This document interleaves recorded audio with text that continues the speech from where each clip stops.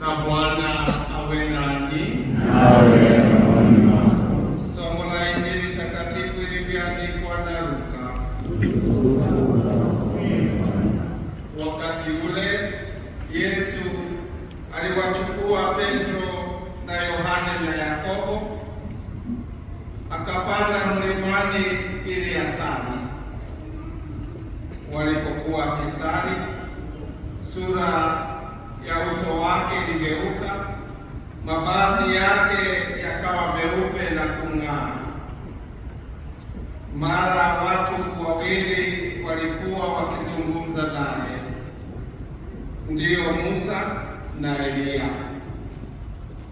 Walionekana katika utukufu, wakanena juu ya kutoka kwake atakapotimiza Yerusalemu.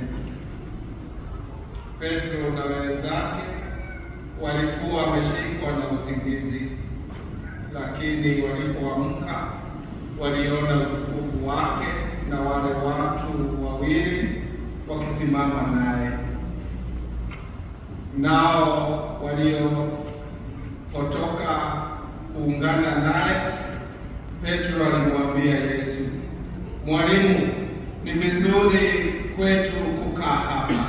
Tujenge vibanda vitatu, kimoja chako, kimoja cha Musa na kimoja cha Eliya. Lakini hakujua alilosema. Aliposema hayo, likatokea wingu likawatia uvuli, nao wakaogopa walipoingia katika wingu hilo. Kisha sauti ikatoka katika wingu ikisema, huyu ni mwanangu mpendwa, msikilizeni yeye. Sauti ilipomaliza kusema, Yesu alionekana peke yake, nao wakashika siri juu ya mambo haya waliyoyaona, wala hawakumwambia mtu wakati ule. Injili ya Bwana. Sifa kwako.